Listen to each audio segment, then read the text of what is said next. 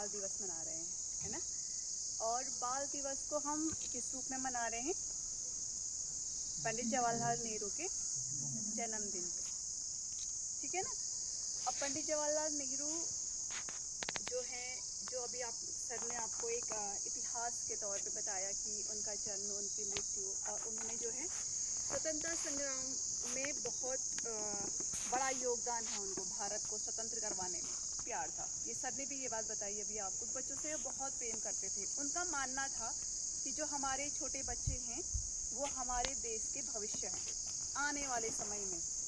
अभी तो बड़े लोग हम हैं, लेकिन आने वाले समय में जब हम नहीं रहेंगे तो हमारे देश की जो ये यंग जनरेशन है वो क्या होगी? आने वाले समय में हमारे देश का भविष्य होंगी। आपके कंधों पे देश का भविष्य निर्भर है।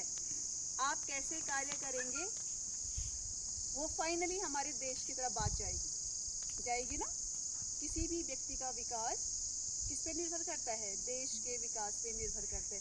क्योंकि व्यक्ति से क्या बन रहा है? व्यक्ति से परिवार बन रहा है, परिवार से आपके गांव बन रहे हैं, गांव से आपका पूरा समाज बन रहा है, समाज से आपका एक जनपद, फिर आपके राज्य बन रहे हैं, फिर देश बन रहे हैं, कितने सारे देश हैं। तो एक देश की जो सफलता होती है वो किस पे निर्भर कर रही है? हमारे जो नौजवान हैं हमारे देश के, उनकी सफलता पे निर्भर करती है।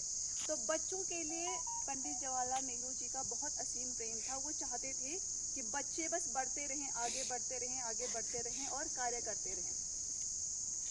तो इसीलिए अब उन्होंने अपने जन्मदिन को पंडित जवाहरलाल नेहरू के जन्मदिन के तौर पे लोग कम मनाते हैं और बाल दिवस के रूप में इसको ज़्यादा मनाते हैं। बच्चों का दिन है, उन्होंने अपने जन्मदिन को बच्चों के नाम समर्पित कर दिया, इसलिए हम इसको बाल दिवस के रूप में मनाते हैं।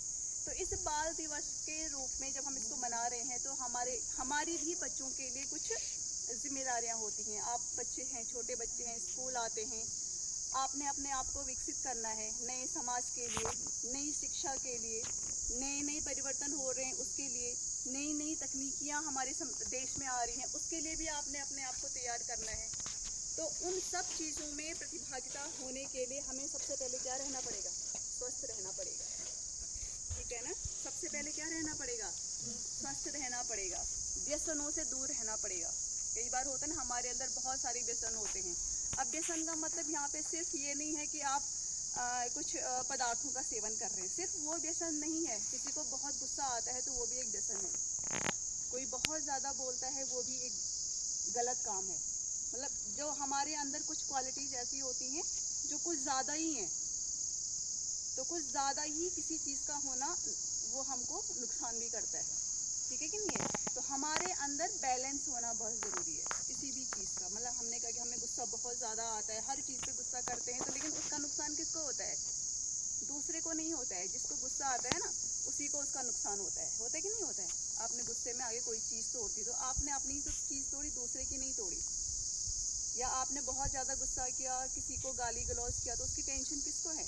आपको है। उसने तो सुना, खत्म, बात खत्म, लेकिन टेंशन आपको रहती है, ठीक है कि नहीं है। तो हमें इस प्रकार से जो हमारे आसपास जितने भी ये व्यसन वाली चीज़ें हैं, एक तो टिपिकली चला जाता है कि हमें बीड़ी नहीं पीना है, सिगरेट नहीं पीना है, तम्बाकू नहीं खाना है, शराब का सेवन नहीं करना है, ये तो डायरेक्ट आपका चला जाता है। लेकिन एक आप इनडायरेक्टली भी जाते हैं कि जब हम किसी चीज़ को बहुत ज़्यादा करते हैं, हमें उन दोस्ती आपने अच्छी नहीं करी, आपने जिससे दोस्ती की वो अच्छा नहीं है, उसके गुण अच्छे नहीं हैं, तो हमें ऐसे दोस्ती के में भी नहीं रहना है कि जहाँ पे दूसरे के गुण आपको अच्छे नहीं लग रहे हैं, भाई ये अगर इसके अंदर ये खराबी है हम उसको स्वीकार करेंगे। हमें हमेशा दूसरे की अच्छाई को क्या करना है? स्वीकार करना है, ठीक है ना। तो पहला चीज़ आपने अपनी स्वस्थ रहने पे आपने ध्यान देना है। दूसरा, व्यसन से हमेशा दूर रहना है, ठीक है ना। और जब हम देश की बात करते हैं तो देखो, हम कह रहे हैं कि हमारे बच्चे जो हैं देश का भविष्य हैं, लेकिन आज भी बहुत सारे हमारे जो राज्य हैं, या हमारा उत्तराखंड भी है, कई सारे ऐसे स्टेट वो हमारे जनपद हैं या कई ऐसे शहर हैं जहाँ पे छोटे बच्चे काम करते हैं ना। छोटे छोटे बच्चे होते हैं, उनका घर नहीं है, किसी के पेरेंट्स नहीं है, बच्चे ऐसे ही घूम रहे हैं सड़कों पे। कोई मांगने का काम करता है, कोई सड़कों पे कुछ बेचने का काम करता है, कोई दुकानों में काम करता है, कोई होटल में काम करता है, है कि नहीं? तो क्या उन बच्चों को हम बोल सकते हैं कि वो हमारे देश का भविष्य बन सकते हैं? नहीं ना। देश का भविष्य बनने के लिए हमें शिक्षा की आवश्यकता है। किस चीज़ की आवश्यकता है?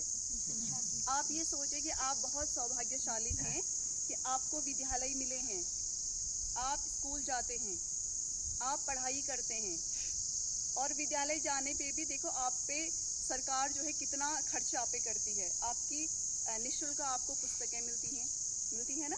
निःशुल्क आपको गणवेश मिलता है।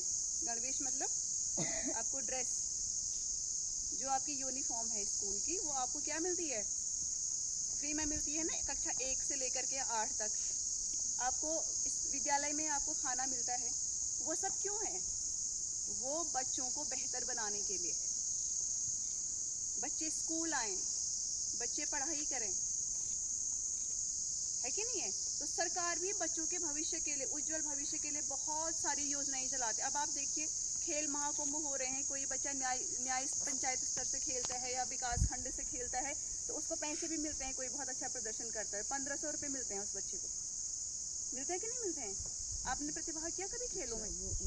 करते हैं, आप करते हैं, आप खेलों में प्रतिभाग करते, तो वो क्यों है? सरकार चाहती है कि बच्चे हर क्षेत्र में आगे जाएं, शिक्षा के क्षेत्र में भी आगे जाएं, खेल के क्षेत्र में भी आगे जाएं, लेकिन यहाँ पर जब कहीं से कुछ मिलता है तो बच्चे आगे जाते हैं। भाई 1500 रुपये मिलेंगे, कोई बच्चा दौड़ में बहुत अच्छा है तो वो दौड़ेगा, किसी का राइटिंग बहुत अच्छी है तो वो सुलेख प्रतियोगिता में ज़रूर भाग लेगा, किसी का वैज्ञानिक दृष्टिकोण का अगर दिमाग है तो वो बच्चा विज्ञान वाली प्रतियोगिताओं में अवश्य भाग लेगा, किसी का गणितीय संरचनाओं में बहुत अच्छी रुचि है तो वो गणितीय वाली जो प्रतियोगिताएं होती हैं, मैथ रिजल्ट होते हैं आपके, होते हैं ना, आप उनमें प्रतिभाग कीजिए।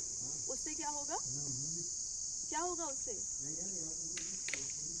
आपके पास जो ये अलग अलग क्षेत्र है कार्य करने के लिए, तो उसकी जानकारी आपको क्या होगी? मिलती रहेगी।